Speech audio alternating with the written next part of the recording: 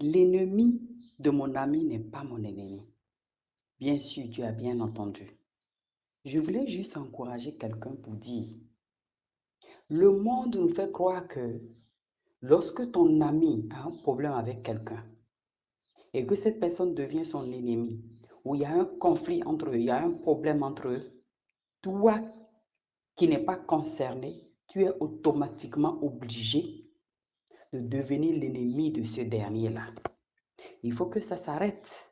À quel moment nous cultivons la paix? À quel moment nous laissons Dieu travailler dans nos relations?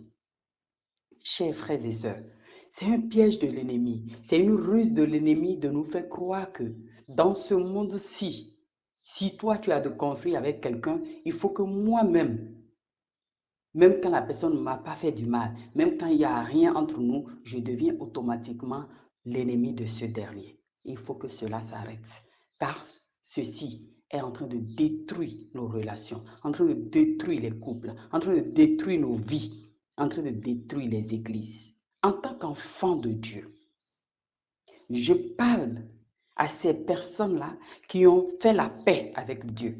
Je parle à ces personnes-là qui ont cherché à croître avec Dieu. Oui, il y a plusieurs étapes dans la vie chrétienne. Il ne suffit pas simplement d'être enfant de Dieu. Mais être enfant de Dieu, c'est juste un départ. C'est le premier vitesse. Mais vous ne pouvez pas continuer à avancer dans votre véhicule si vous mettez seulement le premier vitesse. Donc nous devons grandir. Nous devons demander l'aide de Dieu pour marcher avec notre Seigneur. Le royaume de Dieu, ce n'est pas un jeu. La Bible nous dit dans Romains 12, verset 2, ne vous conformez pas au siècle présent, mais soyez transformés par le renouvellement de l'intelligence. Ne vous conformez pas au siècle présent, ça veut dire quoi? Le siècle présent nous dit que lorsque quelqu'un a un conflit avec ton mari, avec ta femme, avec ta meilleure amie, avec quelqu'un de proche avec toi, même quand la personne t'a rien fait, cette dernière-là devient automatiquement ton ennemi. Mais ce n'est pas ça que la Bible nous dit. Nous devons cultiver la paix. Nous devons travailler à la paix. Mais pourquoi il y a tant de problèmes? Parce que des fois, on prend le singe, ce que j'appelle prendre le singe de l'autre. Prendre le singe de l'autre, ça veut dire quoi? Le problème, le conflit que les autres ont n'a rien à voir directement avec toi. L'offense qui s'est faite n'est pas directe à toi.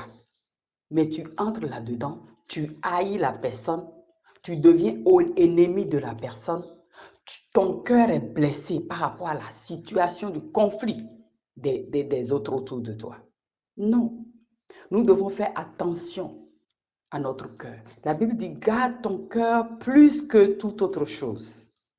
Mon frère, ma soeur, si tu es en train d'écouter ma voix, Dieu veut véritablement faire des choses extraordinaires dans ta vie. Mais c'est des points très subtils qui nous empêchent d'avancer avec le Seigneur, qui nous empêchent d'avoir une nouvelle dimension avec Jésus-Christ, qui nous empêchent de voir la gloire de Dieu.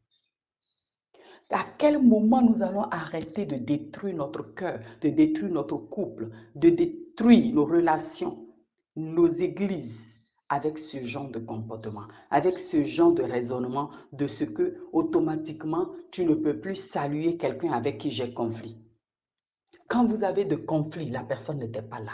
Lorsque vous avez vos différences, la personne n'était pas là. Mais à quel moment cette personne aussi, son cœur doit être infecté avec votre problème? La solution se trouve dans Matthieu 5, verset 44. La Bible dit, vous avez appris qu'il a été dit, tu aimeras ton prochain et tu haïras ton ennemi. Mais moi, Jésus, je vous dis, aimez vos ennemis, bénissez ceux qui vous maudissent, faites du bien à ceux qui vous haïssent et priez pour ceux qui vous maltraitent, qui vous persécutent, afin que vous soyez fils de votre Père qui est dans les cieux.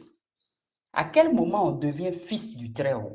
À quel moment on quitte l'étape d'enfant de Dieu et on devient fils? Lorsqu'on a la capacité, lorsqu'on a la capacité de pouvoir bénir ses ennemis, lorsqu'on a la capacité de ne pas prendre le singe des autres, lorsqu'on a la capacité de ne pas se laisser offenser par l'offense qui vient vers notre conjoint, lorsqu'on a la capacité de ne pas prendre l'offense de nos amis sur nous, lorsqu'on a la capacité de ne pas haïr un proche, un ami, un conjoint, un frère, une sœur qui ne nous a pas offensés directement, mais lorsqu'on apprend le problème de conflit qui a eu lieu entre deux personnes, d'autres qui est proche de nous.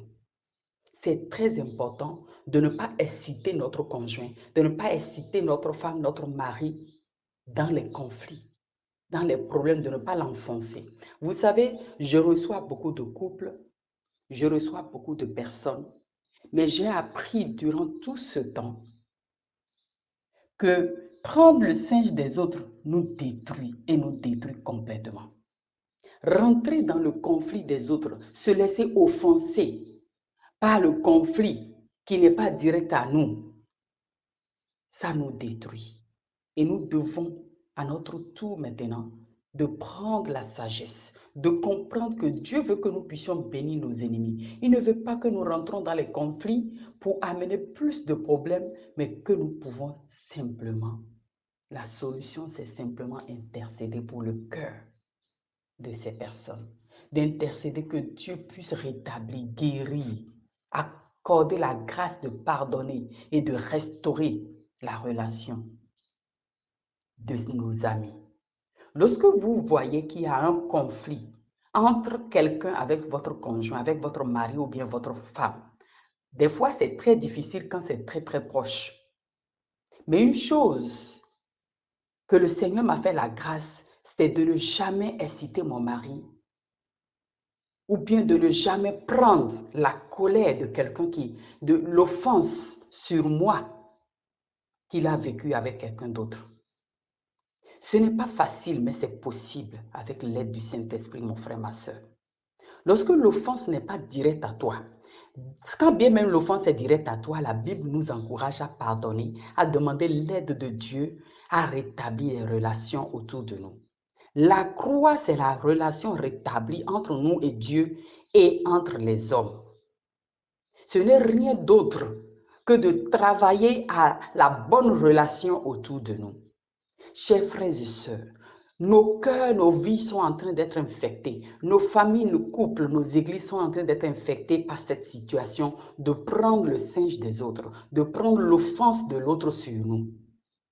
Oui, quelqu'un a fait du mal à ton mari. Quelqu'un a fait du mal à ta femme. Quelqu'un a fait du mal à ton proche, à ton ami. C'est vrai que ça fait mal.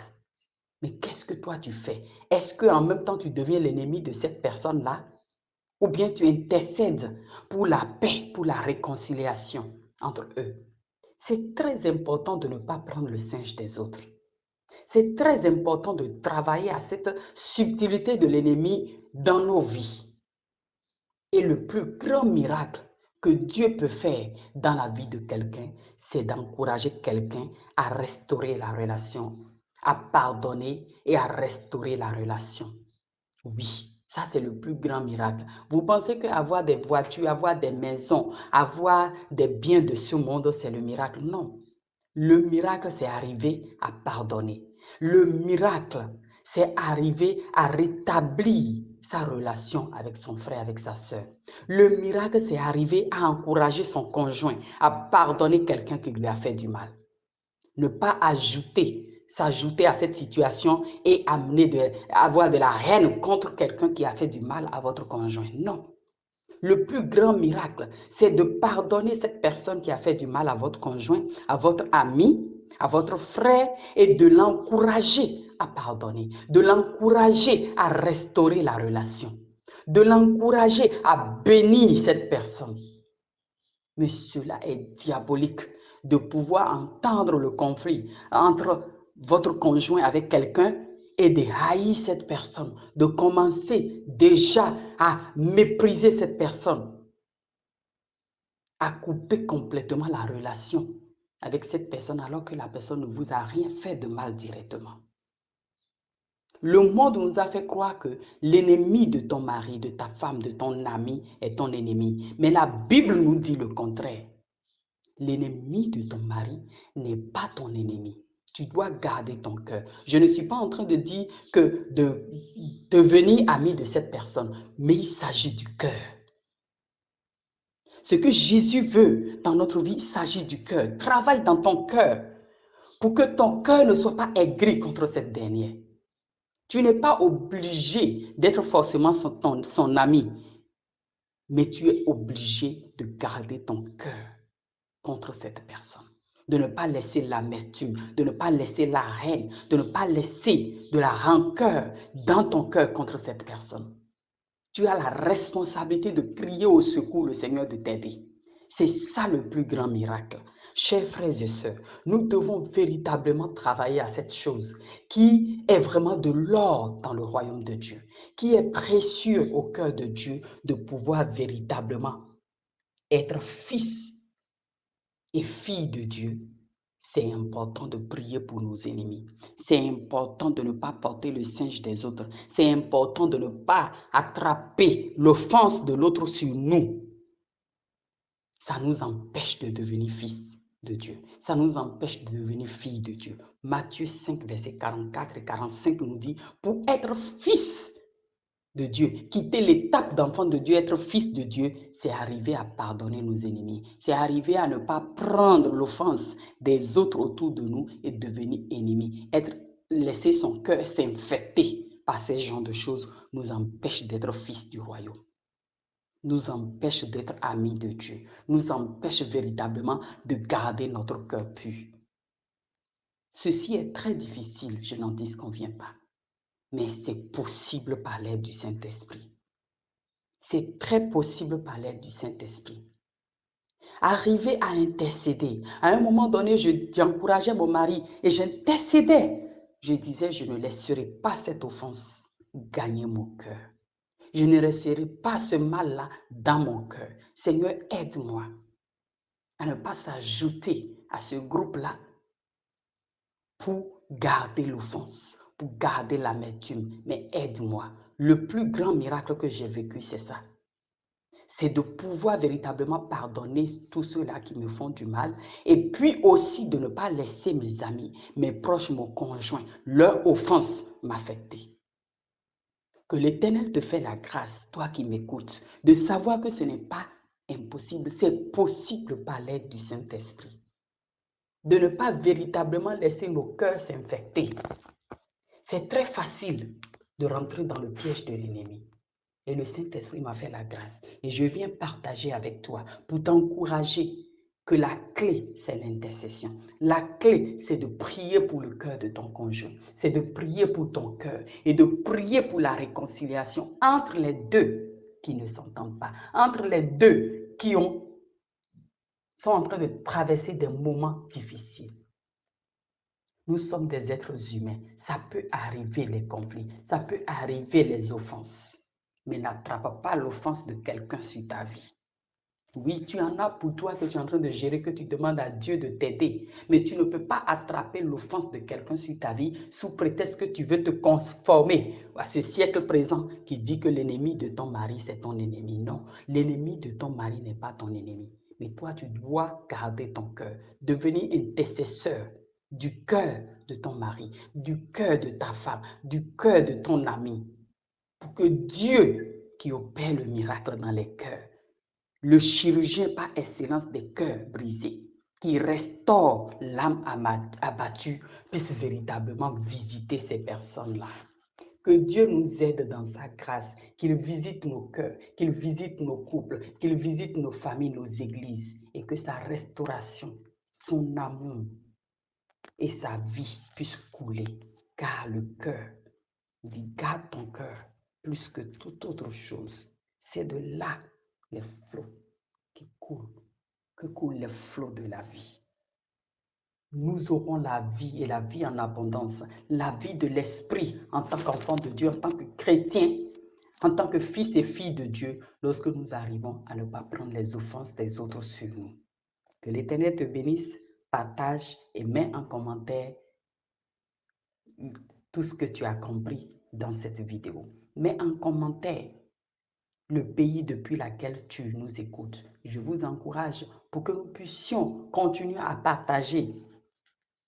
C'est important de liker, de partager, de commenter pour nous permettre de pouvoir partager la parole de Dieu, pour nous encourager à grandir avec le Saint-Esprit. Soyez bénis et que le Seigneur vous donne la grâce, la force de pouvoir véritablement libérer le pardon, aider les autres à libérer le pardon, aider les autres à pouvoir se réconcilier au lieu